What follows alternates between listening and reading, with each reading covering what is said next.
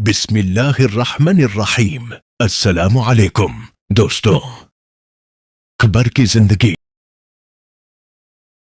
جب کسی انسان کی موت آتی ہے تو اس کی روح اللہ کی مشیت کے مطابق جسم سے نکل جاتی ہے۔ قرآن میں اللہ تعالی فرماتے ہیں، اللہ کی طرف سے موت کا حکم آتا ہے اور فرشتہ موت عزرائیل روح کو قبض کر لیتا ہے۔ القرآن موت کا وقت ہر انسان کا مقدر ہوتا ہے اور یہ اللہ کے ارادے کے مطابق ہوتا ہے۔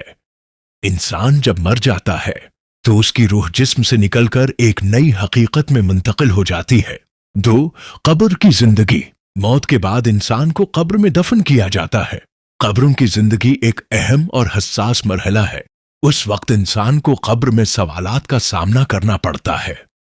حدیث میں آتا ہے، جب بندہ قبر میں دفن کیا جاتا ہے تو فرشتہ منکر و نکیر آ کر اس سے 3 سوالات پوچھتے ہیں۔ کون ہے تمہارا رب؟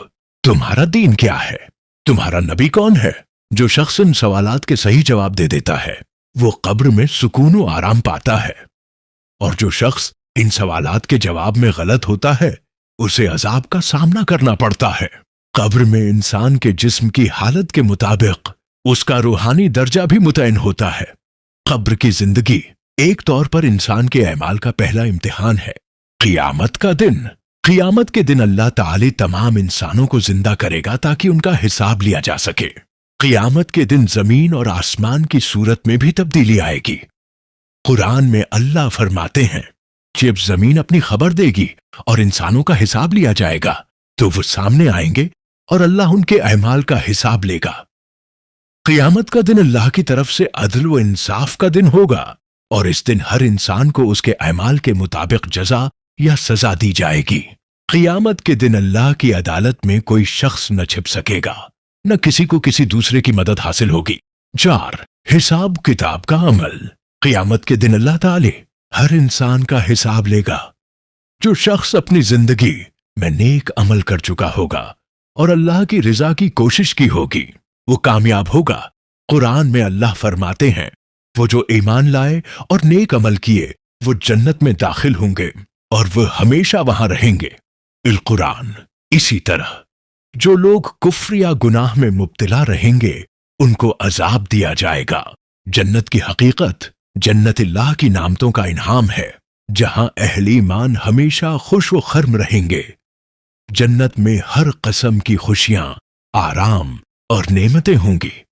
قرآن میں جنت کی کئی خوبصورتیوں کا ذکر کیا گیا ہے، جیسے جنت میں ایسی نہریں ہوں گی جو دودھ، شہد اور پانی سے بھری ہوں گی، اور وہاں ہر قسم کی لذتیں اور خوشبوئیں موجود ہوں گی۔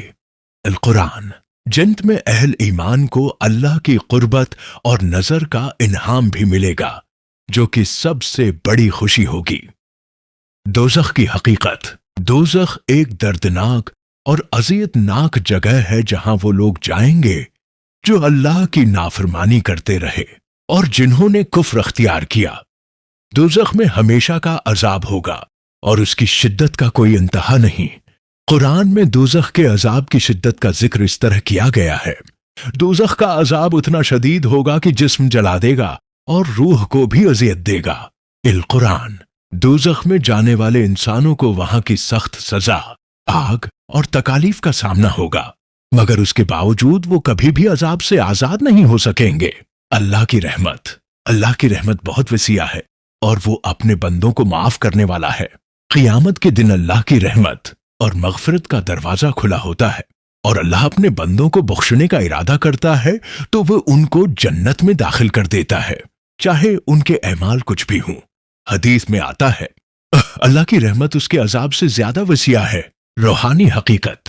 موت کے بعد کی زندگی کی اصل حقیقت یہ ہے کہ یہ انسان کی آخری منزل کا ایک حصہ ہے، اور اس میں انسان کے اعمال کا بڑا دخل ہوتا ہے۔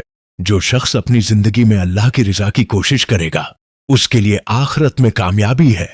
اس کا ایمان، عمل اور اللہ کے ساتھ تعلق ہی اس کی آخرت کی حقیقت متعین کرتا ہے۔ یہ ساری تفصیلات ہمیں یاد دلاتی ہیں کہ ہمیں اپنی زندگی میں اچھے اعمال کرنے کی کوشش کرنی چاہیے تاکہ ہم موت کے بعد کی زندگی میں کامیاب ہوں اور اللہ کی رضا حاصل کر سکیں۔